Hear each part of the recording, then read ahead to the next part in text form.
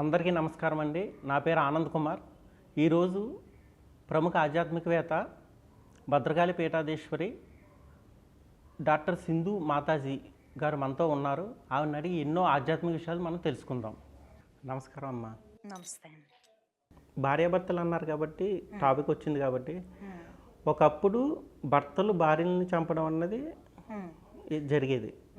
కానీ ఇప్పుడు లేటెస్ట్ ట్రెండో మరి ఏంటో దాన్ని ఏమన్నా తెలియట్లేదు, కానీ భార్యలు ఎక్కువ భర్తను చంపడం జరుగుతుంది. అది మానసికంగా అవ్వచ్చు, లేకపోతే ఏదే విధంగా అవ్వచ్చు. దానికి కారణం ఏంటంటారు? ఇప్పుడు వర్చువల్ వరల్డ్ ఎక్కువైపోయింది. ఇంతకుముందు అంటే ఒక ప్లేస్ నుంచి ఇంకో ప్లేస్కి జర్నీ చేయాలంటే చాలా కష్టం, కమ్యూనికేషన్ కష్టం. ఇప్పుడు కమ్యూనికేషన్ ఎక్కువైంది, అందరూ మొబైల్స్ యూజ్ చేస్తున్నారు, వర్చువల్ వరల్డ్లో అలవాటు పడుతున్నారు. ఇక్కడ గ్యాప్ అనేది ఎందుకు వచ్చిందంటే లవ్ ప్రాబ్లం. భార్యాభర్తలకి ట్రూ లవ్ లేదు. చాలామందికి ట్రూ లవ్ అంటే ఏంటో తెలియదు అన్నమాట. అక్కడే సమస్య వచ్చింది. ట్రూ లవ్ అంటే సోల్ కనెక్టివిటీ, బాడీ కనెక్టివిటీ కాదు. అంటే అబ్బాయి అందంగా ఉన్నాడా, ఈ అమ్మాయి అందంగా ఉందా, అది కాదు సోల్ కనెక్టివిటీ అంటే. ఇంకా ఏం చేసినా కూడా ఇప్పుడు మనం దేవత పట్ల ఎలా ఉంటాం, భక్తితో. రాముడు పట్ల సీత ఎలా ఉన్నింది, సీత పట్ల రాముడు ఎలా ఉన్నారు. వాళ్ళు ఎక్కడ ఉన్నా కూడా వాళ్ళ మనసు రాముడు సీత మీదే ఉన్నింది, సీతకు రాముడు మీదే ఉన్నింది. వాళ్ళది సోల్ కనెక్టివిటీ. వాళ్ళు ఎప్పుడు కలిసే ఉండేవాళ్ళు, బాడీస్ దూరంగా ఉన్న డెడికేషన్. ఇప్పుడు అలాంటిది లేదు కదా. హస్బెండ్ హాఫ్ అన్ అవర్ ప్రైవసీగా మొబైల్ చూస్తేనే డౌట్ వస్తుంది వైఫ్కి. కాబట్టి నమ్మకాలు లేవు. నమ్మకాలు లేని జీవితం ఒకటి. బాడీని చూసి అట్రాక్ట్ అవ్వడం ఎక్కువ మంది. మేజర్గా కొంతమంది లేడీస్ ఏంటంటే భర్త మీద మనీ ఎక్స్పెక్టేషన్స్ ఉంటాయి. భర్తకి ఏంటంటే గ్లామర్ ఎక్స్పెక్టేషన్, అందం తగ్గుతుంది అనేటటువంటివి ఉంటాయి. ఇక్కడ soul connectivity, true love meaning తెలియకపోవడం వల్ల ఏమవుతుంది, ఇతను గ్లామర్ ఎక్స్పెక్ట్ చేసినప్పుడు ఒక అమ్మాయి నుంచి ఇంకొక అమ్మాయికి వెళ్తాడు, మళ్ళీ ఆ అమ్మాయి నుంచి ఇలా షిఫ్ట్ అవుతూ ఉంటుంది అనమాట. ఈ అమ్మాయికి మనీ ఎక్స్పెక్టేషన్స్ ఉంటే ఇక్కడ తీరని కోరికలు ఇంకొక చోట తీరుతుంటే ఏం చేస్తుంది, షిఫ్ట్ అవుతుంది. అదే సోల్ కనెక్టివిటీ ఉంటే వేరే వాళ్ళని చూసి ప్రేమ అనేది రాదన్నమాట. వేరే అబ్బాయిని చూసినప్పుడు ఫీలింగ్ రాదు. ఇక్కడ ప్రేమ అనేదానికి మీనింగ్ తెలియట్లేదు ఈ జనరేషన్లో యూత్కి. ఒక మనిషి ఇంకొక మనిషిని ఎలా ప్రేమించాలి, ఆ డెడికేషన్ ఏంటి అని తెలియకపోవడం వల్ల, ఒకరి మీదకి ఒకరికి ఎక్స్పెక్టేషన్స్ ఎక్కువ అవడం వల్ల, ప్లస్ సోషల్ మీడియా ప్రభావం, వర్చువల్ వరల్డ్ రిలేషన్షిప్స్ ఎక్కువ అవడం వల్ల ఈ మర్డర్స్ అనేది జరుగుతున్నాయి. అంటే ఇలాంటి వాళ్ళకు మీరు ఇచ్చే సందేశం? నేనేం చెప్తానంటే ఆల్రెడీ మ్యారేజ్ అయిపోయిన వాళ్ళు చాలామంది ఉంటారు, ఇట్లా ఇల్లీగల్ రిలేషన్స్లో ఉన్నవాళ్ళు. లేడీస్కి అయితే నేను లలితా సహస్రనామాలు పారాయణం చేయమంటాను. అర్ధనారీశ్వర స్తోత్రం ఉంటుంది. ఇవి పారాయణం చేస్తే హస్బెండ్కి ఇల్లీగల్ రిలేషన్షిప్ ఉన్నా కూడా డైవర్ట్ అవుతాడు. మామూలుగా తంత్రాలో ఏముంటుందంటే, బాగా మంత్ర సాధన చేసే అమ్మాయి వాళ్ళ హస్బెండ్ ఎక్కడన్నా వేరే అమ్మాయిని టచ్ చేసినా ఇక్కడ విజన్ వచ్చేస్తుంది అన్నమాట. ఆ రోజు నైట్కి విజన్ వచ్చేస్తుంది. ఇప్పుడు అబ్బాయిలు వైఫ్కి ఎవరితో ఇల్లీగల్ రిలేషన్ ఉన్నా కూడా తెలిసిపోతుంది ముందుగానే మంత్ర సాధన చేసినప్పుడు. అప్పుడు కావాలన్నప్పుడు వీళ్ళ వైపు తిప్పుకోవాలంటే కొన్ని రకాలైనటువంటి మంత్రాలు ఉంటాయి, తిప్పుకోవచ్చు.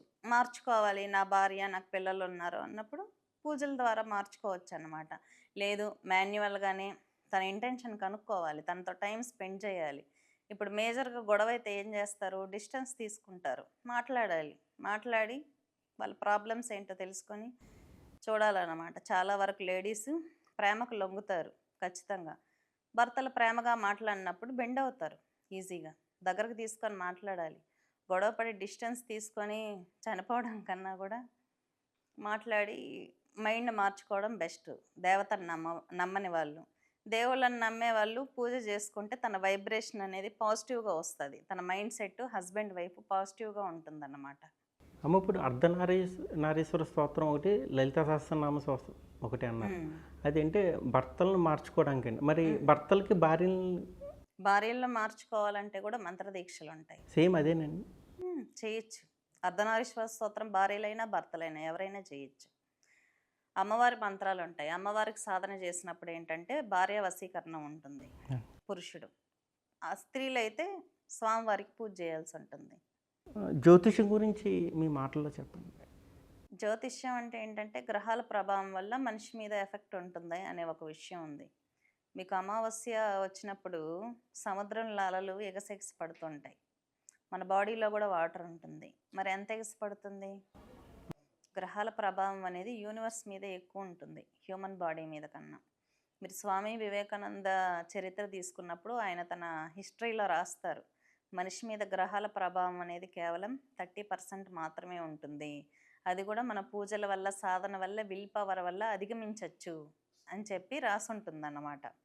ఇప్పుడు అమ్మవారు ఉపాసకులు ఏంటంటే, ఇప్పుడు శనిగ్రహం కాళీ కంట్రోల్లో ఉంటుంది. శనిగ్రహానికి గురువు కాలభైరవుడు. కాలభైరవ ఉపాసన ఎవరు చేస్తారో వాళ్ళకి శనిగ్రహం ఎఫెక్ట్స్ ఉండవు. ఈ ఏలినాటి శని ఇలాగ ఎఫెక్ట్స్ ఉండవు అన్నమాట. రాహుగ్రహానికి అధిదేవత దుర్గాదేవి. అందుకే కదా రాహుకాల దీపాలు పెడతా ఉంటారు టెంపుల్స్లో. ఏంటంటే గ్రహాల ప్రభావం తక్కువ ఉంటుంది, వాటిని అధిగమించే రెమెడీస్ కూడా మన ఋషులు మనకి ఎంతో ఇచ్చున్నారు కాబట్టి మనం పెద్దగా పట్టించుకోవాల్సిన పని లేదు. ఓకే అండి. శక్తిపీఠాల గురించి చెప్పండి అమ్మా. అష్టాదశ శక్తి పీఠాలు అంటే ఏంటంటే సతీదేవి శరీర భాగాలే, అన్నీ కలిపితే అమ్మవారి శరీరం అవుతుంది. అమ్మవారి శరీర భాగాలు అనేక చోట్ల పడ్డాయి. వాటిలో ప్రధానంగా మనం 18 శక్తి పీఠాలు తీసుకుంటాం. 18 శక్తి పీఠాలంటే మహాకాళి స్వరూపాలే. నేను వీటిల్లో ప్రధానంగా దర్శించింది ఏంటంటే కామాఖ్య కాళి, అస్సాం అండి. అస్సాం. అండి. అస్సాం కామాఖ్య కాళీలు ఏంటంటే అమ్మవారు ప్రధాన దేవత లలితా త్రిపుర సుందరి. ఇటువైపు మాతంగేశ్వరి ఉంటుంది, ఇటువైపు కమలాత్మికాదేవి ఉంటుంది.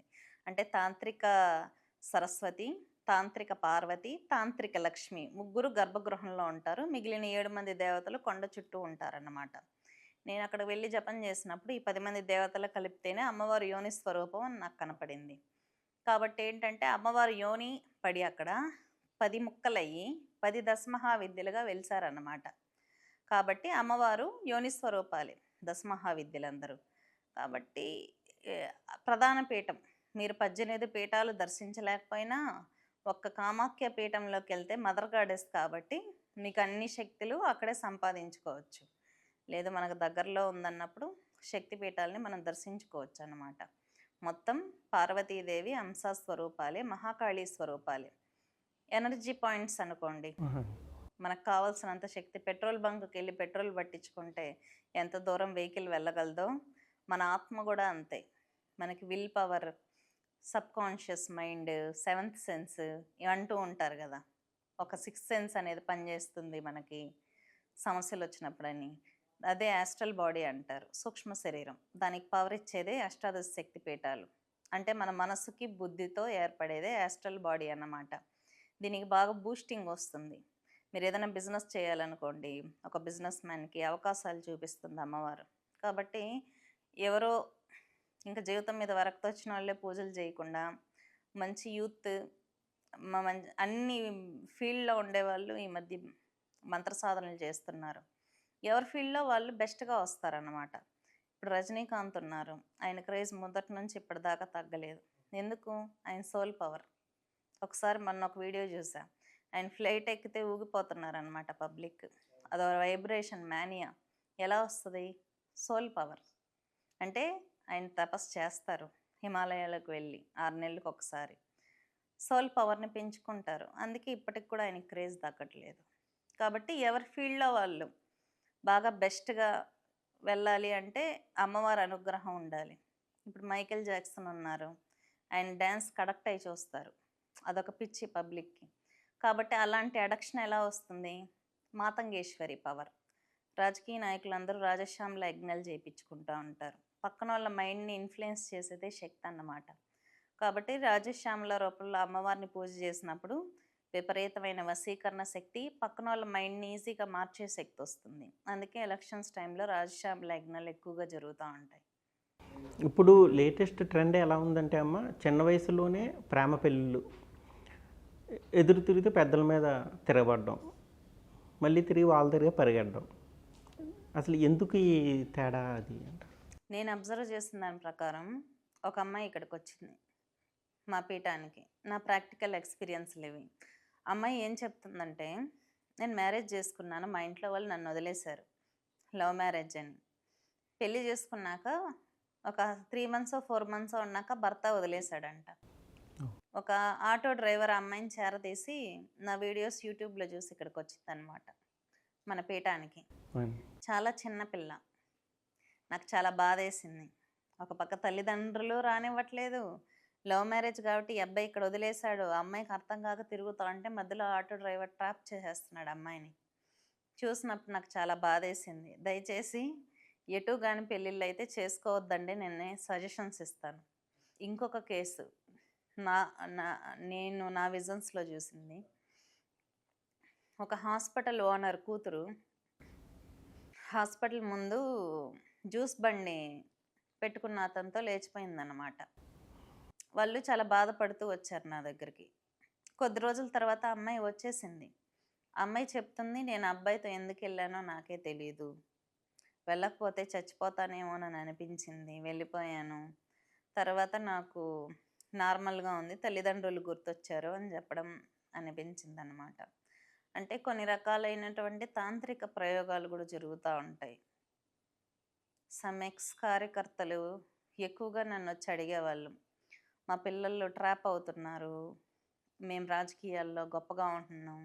మా కూతుళ్ళు ట్రాప్ అయిపోయారు వేరే మతం వాళ్ళతో. మేము తలెత్తుకోలేకపోతున్నాం. ఇలాంటి న్యూస్‌లు నేను చాలా వినేదాన్ననమాట. అంటే ఇది అబ్నార్మల్ కండిషన్. అంటే వాళ్ళు ప్రేమలో ఉండట్లేదు. బాగా రిచ్‌గా ఉన్న పిల్లల్ని ట్రాప్ చేస్తున్నారు. రాజకీయంగా పలుకుబడి బాగా ఉన్న వాళ్ళని పరువు తీయడానికి ట్రాప్ చేస్తున్నారు. అందువల్ల కొన్ని రకాల మ్యారేజెస్ జరుగుతున్నాయి. ఇంకా వర్చువల్ వరల్డ్ ఎక్కువైపోయాక, సోషల్ మీడియా ఎక్కువైపోయాక వాళ్ళు మాయలు క్రియేట్ చేస్తారన్నమాట. ఖాళీగా ఉన్న వాళ్ళు ఏం చేస్తారు? బాగా రిచ్‌గా ఉందా అమ్మాయి? హ్మ్. బాగా చదువుకుంటుందా? ఆస్తిపాస్తులున్నాయా? ఇలా ట్రాప్ చేసేవాళ్ళు కొంతమందున్నారు. కాబట్టి 20 ఏళ్ళు, 30 ఏళ్ళు తల్లిదండ్రులు పెంచుతారు గదా! అవును. పెంచినప్పుడు వాళ్ళకి ఒప్పించి చేసుకోవడం బెటర్ అని నేను చెప్తాను. అమ్మ, మీ విలువైన సమయాన్ని మాకు వెచ్చించి ఎన్నో విలువైన విషయాలు మాకు చెప్పారు. కృతజ్ఞతలు తల్లి.